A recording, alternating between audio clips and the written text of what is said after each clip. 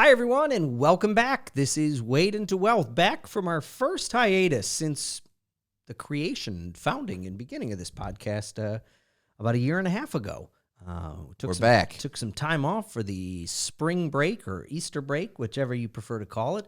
We're back. That's right. You went to sleep, woke up in California. That is not how it happened. I have no idea how to work any of this stuff. I did go there, but it does. I was awake for most of it, so It's good. I do appreciate your perspective on that, though. Happy to have you back because I have zero clue how to operate any of this stuff. Yeah, well, you know what? It's a tightly held secret that I keep to myself because that makes it essential for me to be kept around. That's right. Because I know you don't know how to do it. So That's right. That's helpful. Mm-hmm. We're going to talk about interest rates, though, today because we've harped on interest rates on fixed income investments, not because there's anything wrong with them, because they just weren't very attractive.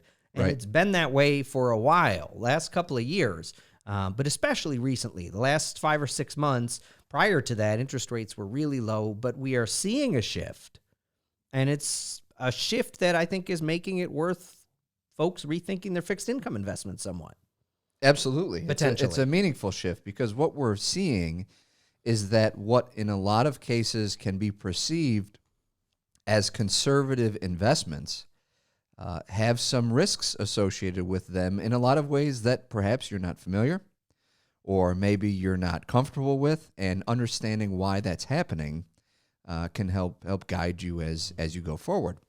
The 10-year U.S. Treasury, which is in a lot of ways kind of the benchmark rate that everything else in the investment world is set off of, started the year at 1.6%. And before we came down here, we're filming this on Monday, April 25th. Before we came down here, it was at 2.8. Mm-hmm. Now, on the surface, going from 1.6 to 2.8 isn't that much. It doesn't seem like it's that much. In fact, in a lot of ways, it probably seems de minimis almost. And it's down today a couple of percentage points. Correct. But that's a 75% increase. Yeah. That's meaningful, a meaningful jump, especially when your bonds or the bond mutual funds, especially that you may have in your 401k, 403b, or 457 plan, are inversely correlated with interest rates. And that's jargon. That just means that as interest rates go up, the value of your bonds and your bond funds will go down. Mm-hmm. And we're seeing that. And I'll give some examples. Please do. The Bond Fund of America, good bond fund, this year is down more than 9.33% as of this recording. It's getting hammered. It's down just as much as the stock market is. Right. The Vanguard Intermediate Term Corporate Bond Fund, down almost 11%. Now, you don't own bonds or bond funds Nope. for them to go down just as much as the stock market.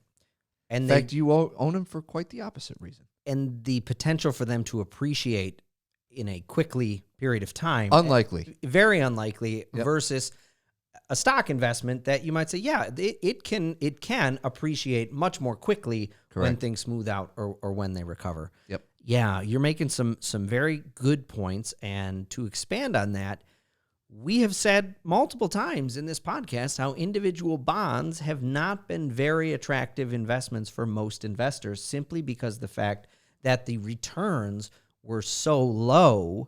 They were lower than inflation. Even when inflation was at 2%, those returns were low, and you would have to hold on to an individual bond for a significant amount of time, 7, 8 years, to get a return near 2%, which is a really long time to be locked into something That has no 2%. little to no potential for Right. growth or appreciation. Right. And to back off a bit, there is a difference that we should restate. You talked about bond funds Mm-hmm. and the risks associated with them. Individual bonds have a stated date in which they mature, which means if you invest an amount of money, if you invest $5,000 into a bond from XYZ company, you get your interest for a period of time, and then on the bond's maturity date, the face value of that bond, the $5,000, is paid back to you. It's a loan. And individual bonds, as long as you hold them until they mature, are significantly less impacted by shifts in interest rates. Right. So it is where stock mutual funds, individual stocks, they tend to operate in concert with each other. Yep. If they're going up, the other typically goes up and vice versa. Bond mutual funds versus individual bonds, completely different. Well, there's two types of risks that are in all bond investments, whether it's a bond fund or an individual bond. Credit risk, and that just means the quality of the investment that you're putting your money Right. into. Someone like General Mills, a short-term General Mills bond, doesn't carry nearly as much credit risk as someone like Occidental Petroleum, an oil and gas company, or someone like even, you may look at a Tesla. Boeing. Yeah, Boeing will carry more risk than, I'm trying to think of really off the wall. Well, the risk is... The risk is that they go out of business. Right. And a company like General Mills, in a short-term basis, is unlikely to go out of business in the next couple of years. It doesn't mean it's impossible. What is short term to you? Less, 3 years or less. Okay. So it's important to state that time frame. Thank the you. question Yes, is, yes, you're right. what do we think the odds are or chances are of a company going bankrupt and being unable to pay their obligations? Because in a bond, it's a contractual obligation that it has to the investor, you. And the only way a company can get out of paying its interest and its principal back is if they're in bankruptcy. So you may view investing in a bond a little differently than you view investing in a stock. Because in a stock, you want a growing company. You want a company that has good sales that are getting bigger. In a bond, I'm not too concerned if a company's sales have stagnated or slowed down, as long as we have a high degree of confidence that in the next couple of years, they're going to be in business. Because as long as they're in business, they're contractually obligated to pay you the interest and your principal back. So credit risk is the chance or the likelihood that a company goes out of business while you hold one of their bonds. And one of the reasons that we like to look for bonds that are going to mature within a relatively short amount of time, because there was a time, and I remember this, I went to Blockbuster a lot as a kid. I used to love going to that store. Sure. Sometimes Dad would let me get a video game. Yep. Although not too often, because we only had like a Nintendo, and that was when everyone else had like a Sega Genesis. So we were behind the times. But in 1996, did you think, well, I don't know if you remember, but I'm sure it was little of concern to me. You weren't thinking about it, but a lot of folks probably thought, yeah, Blockbuster's probably a pretty sound company and is not going anywhere. Now, fast forward, there's one Blockbuster located in Bend, Oregon, in the entire United States. That's why we don't like to look for bonds that are 10 years or 12 years. A lot can happen in that period of time. Shorter period of time, 2, 3, 4 years, we can have a greater degree of comfort and certainty that a company will be okay over that period of time. So the one risk, credit risk, the chance of the company going out of business while you're holding their bond. The other risk is interest rate risk. And that is the risk that interest rates in the marketplace will go up while you're holding the bonds. But as long as you have that maturity date that you alluded to earlier, and you hold the bond to its maturity, in a lot of ways, you can significantly reduce and potentially eliminate interest rate risk by just holding the bond to maturity. Right. That does not exist with bond mutual funds or bond exchange-traded funds because they don't have a stated maturity date. Right. Where the principal of the investment will naturally gravitate back towards its face value, as you had mentioned. Its par value has a number of names, Right. but what the investment is truly worth upon its maturity. Bond funds can often be like turning a large ship in the ocean too, because often you can make the case, well, if interest rates are going up, aren't they able to get better returns? Well, yes, but they aren't also likely to be liquidating their entire portfolio of bonds just to be putting them into new bonds, whereas it is a lot easier as an investor. I just, 10 minutes before we started this podcast, was having a conversation with a client who said, I've got some extra money at the bank. I don't really want to put it into the stock market. What could we do? And I said, this is actually an opportunity where we might look at some individual bonds, because for 2 to 4 years, you can get 3.5%. 6 months ago, you were getting 1.8% on that. You would have gotten about 1.8 with the same bonds. The quality of them is no different. Right. But the interest rate environment is different. And so there are some opportunities there. So let's explain that a little bit, right? Because let's say last year you came in and you got a bond, we'll say General Mills bond, and it was paying interest of 1.5%, and you bought it. Yep. I come in today, and I think, well, I want a bond, and now it's paying 3%. So in the marketplace, I can get the same type of bond that'll pay me 3%, but you want to sell your bond. So you want to sell your bond to me, and you let me know. I have this 1.5% bond, really good quality company, but I'd like to sell it because I have this event going on in my life, buying a house, whatever it may be, Right. and I'd like to get the cash back. I say, well, Mr. Chuck, I can get a bond in the marketplace for 3%. Why would I pay for your 1.5% bond? And you would say, well, Mr. Ethan, I will sell you my bond at a discount to make it worth your while. I will take less than what I originally put into the investment so that you get a same type of return than if you go out into the marketplace and get a bond today. I'll take 90 cents on the dollar. Sure. You will lose money, and that's a factor of interest rate risk. Now, let's reverse that. You got the 3% bond last year. I have the percent, or in the marketplace, I can get 1.5% today. Look and say, Mr. Chuck, I really like that bond. You're getting 3%, and I can only get 1.5% today. Well, now I'm going to have to pay up for it.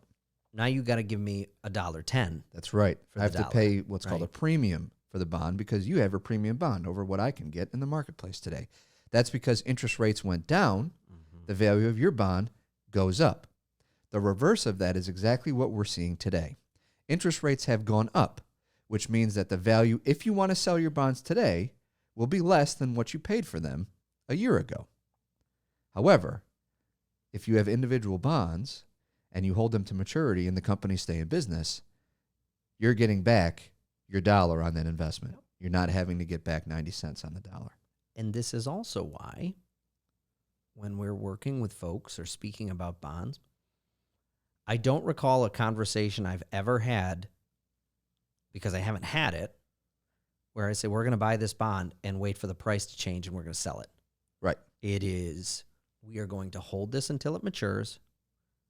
And then when you get your money back, we will see what the environment looks like and have a conversation about how to reinvest it or what to do with it. Yep. It's like a basement.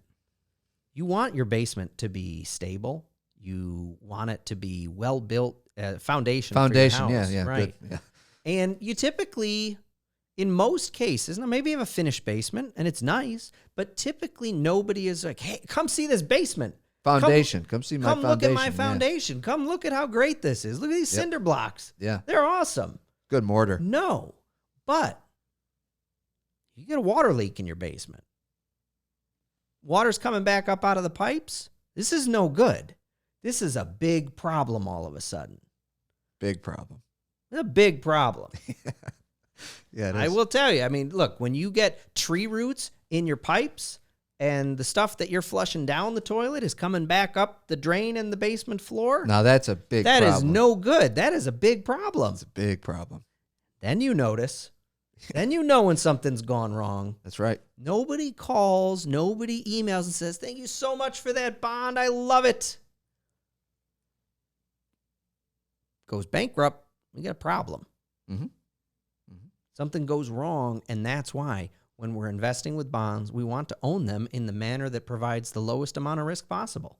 Yep. Own them with a plan to hold them until they mature, and then let it work for you. And understand, there are differences that in the current environment where interest rates are rising, what was once a conservative investment for you may have extra layers and more risks associated with it today than when you first made your original investment into it. And it's just understand.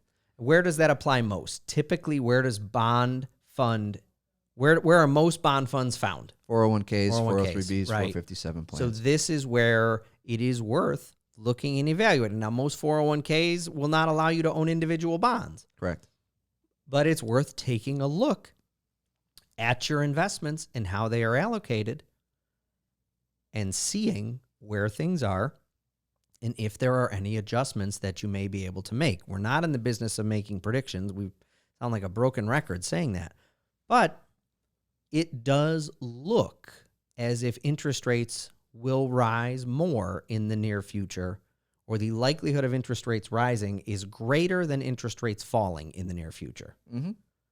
And not all bond funds are the same. While in a rising rate environment, perhaps they're not ideal. None of us live in an ideal world.